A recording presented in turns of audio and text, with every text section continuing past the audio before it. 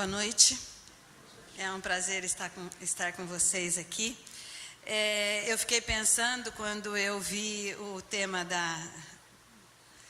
anterior, eu falei, eu vou esbarrar em alguma coisa. Mas, pensando nisso, eu gostaria de não falar o que a gente pode fazer pelos outros, mas eu queria mexer um pouquinho com vocês, né? Então, a gente pensar um pouquinho sobre o estresse e a qualidade de vida de ministros evangélicos. Eu gosto muito, só para a gente vocês entenderem depois o que eu vou colocar, desses dois conceitos. Estresse é o resultado de o homem criar uma civilização que ele, o próprio homem, não consegue mais suportar. Eu acho que nós vivemos esse momento. E a questão da qualidade de vida, que é a percepção do indivíduo, da sua posição no contexto da cultura, do sistema de valores nos quais ele vive, né? E em relação aos seus objetivos, às suas expectativas, padrões e preocupações. Esse RUCOL que aparece aí, depois eu vou comentar com vocês, é um inventário sobre qualidade de vida que eu usei. A pesquisa mais antiga que a gente conhece sobre estresse na vida de ministros evangélicos, pasmem vocês, é de 1956. Blizzard fez uma pesquisa com 690 pastores nos Estados Unidos, e ele chegou à conclusão que já naquela época eles trabalhavam cerca de 10 horas por dia. E é interessante que eles gastavam 40% deste tempo em administração, que era uma atividade que não era apreciada por eles. Eu não sei quantos aqui de vocês amam sentar no gabinete e fazer a administração da igreja. E deviam estar sempre de prontidão. E eu fiquei pensando que em 1956... não tinha celular, não tinha WhatsApp, nada, mal alguém tinha telefone em casa, né? E telefone na igreja, olha lá. Sentiam-se empurrados em diferentes direções, sempre tendo que estar atentos às muitas necessidades, desejos e expectativas de quem? Dos outros. E também, olha lá, em 1956, sujeitos ou submetidos a estereótipos de antigos pastores. Se eu falar aqui, eu vou contar mais ou menos a minha idade. Mas esse que está aí como antigo pastor era o meu pastor em 1956. E aí eu faria uma pergunta para vocês. Isto aí mudou? Ué, por quê? Foram dois, desculpa. Será que isto mudou? 20, 30, 50, 60 anos depois? E eu diria para vocês que não. O tempo passa e os motivos que levam os pastores ao estresse continuam os mesmos. E aí, em 1996, eu estou muito rápida aqui. Aí, voltou. Em 1996, o Dr. Francisco Lotufo Neto, professor do psiquiatria da USP, fez uma pesquisa sobre a prevalência de transtornos mentais entre ministros religiosos. Notem vocês, 1956, 1996, 40 anos depois. E as causas?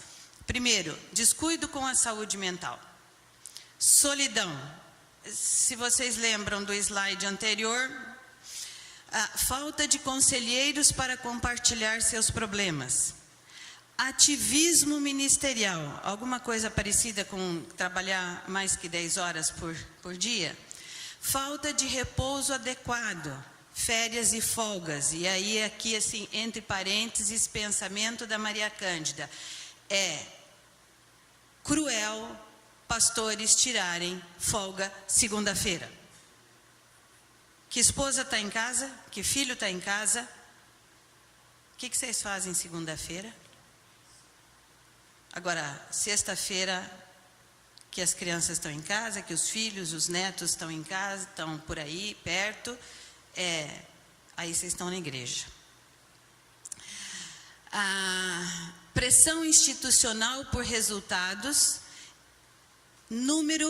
crescimento em número de membros da igreja, e isto existe uma competição terrível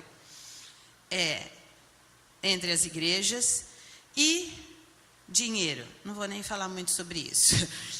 Desses, o Lotufo encontrou 47% dos pastores sofrem de transtornos mentais. Desses, 16% têm depressão e 13% não conseguem dormir normalmente. Só um detalhezinho, a Organização Mundial da Saúde considera epidemia quando, numa população, 5 a 8% sofre do mesmo problema. E aí, para vocês não se assustarem muito, como parte do meu doutorado, eu fiz uma pesquisa dentro do projeto Timóteo. Acho que alguns de vocês conhecem o projeto Timóteo aqui. É um projeto em que pastores cuidam de pastores. Então, eu fui procurar gente já cuidada, tá? É um pouquinho diferente das anteriores. Nós fizemos 98 inventários entre pastores de Minas, São Paulo, Paraná, Santa Catarina e Rio Grande do Sul. Desses 98, nós entrevistamos 21, querendo aprofundar mais, principalmente se eles tiveram estresse, se tiveram depressão, como se trataram e como era a qualidade de vida deles. E aí nós encontramos nada muito igual, não, um pouquinho diferente, né? Ativismo, por causa dos vários papéis e da carga de trabalho, falta de tempo para si e para a família, dificuldade nos relacionamentos com a hierarquia, falta de preparo, pressão por resultados, frustração por não atingir expectativas, finanças, falta de organização em tempo, dinheiro e rotina. Só para ilustrar para vocês, num dos encontros que eu fui, eu me dispus a atender alguns pastores e missionários. Nós estávamos lá no oeste de Santa Catarina, em Águas de Chapecó, e eu atendi um pastor. Ele tinha um lado do rosto desse tamanho. E eu disse para ele, o que é isso? Ele disse, é um abscesso. E eu falei, mas por que isso? Ele falou, porque eu não tenho dinheiro e a minha igreja não liberou nem um tostão para eu ir ao dentista. E aí, até 1h30 da manhã, eu fiquei atendendo pastores, e a última pessoa que eu atendi naquele dia era uma missionária, e ela, em prantos, disse para mim, eu não consigo mais trabalhar. E foi contando, e eu descobri que ela havia sido abusada sexualmente na infância e nunca havia sido tratada. E os pastores que ela procurou, as pessoas que ela procurou, disseram para ela, ora que você esquece. E desta pesquisa, nós tiramos o seguinte, acho que vocês vão se assustar um pouco. Apenas 1% dos pastores acima de 51 anos tem somente 30% de probabilidade de adoecer por causa do estresse. Entre os pastores de 41 a 50 anos, 7% tem 50% de probabilidade de adoecer por causa do estresse. E 6% tem 70% de probabilidade de adoecer por causa do estresse. E os mais novos, piora um pouquinho. Ainda bem que eu estou vendo bastante cabelinho branco aqui.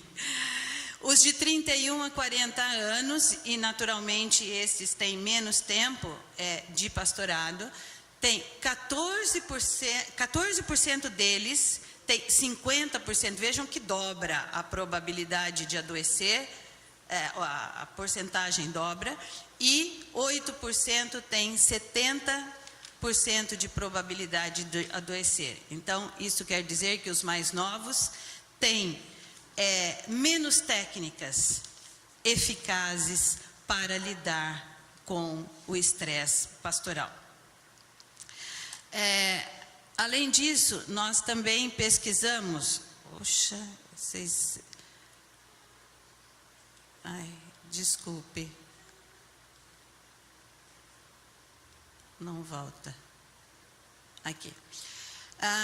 A qualidade de vida em geral. A qualidade de vida pega aspectos como saúde, oportunidade de tratamento, instrução e oportunidades de instrução, lazer, todas as áreas da vida. E então nós tiramos, isso aqui é só um resuminho, porque é um questionário de 100 perguntas. 11% daqueles 98 consideram a sua qualidade de vida muito boa. Imaginem que apenas 11% de pastores consideram a sua vida, em geral, muito boa. 65% consideram a sua qualidade de vida boa. 15% nem boa e nem ruim. Mas assustem, 8% consideram ruim. E eles estão satisfeitos com a sua qualidade de vida? 54% dizem, meio incoerente, né? Se eles estão muito satisfeitos ou satisfeitos, como é que ela não é muito boa? Né? Então, estão conformados, estão se sentindo, não, tá bom assim, né?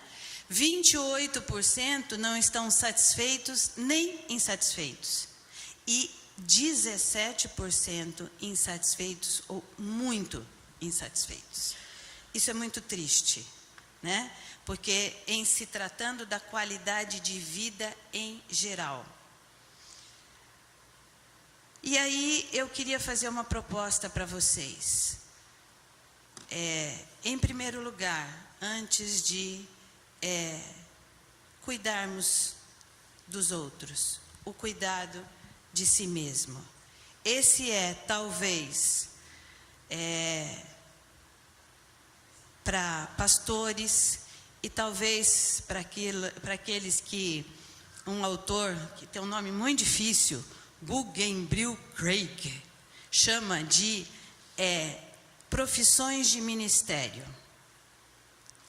Pastores, padres, médicos, psicólogos, enfermeiros, professores, fisioterapeutas, aqueles que lidam com a vida humana. Para estes, o cuidado de si mesmo é talvez o mais difícil trabalho. Será que eu estou fazendo errado aqui?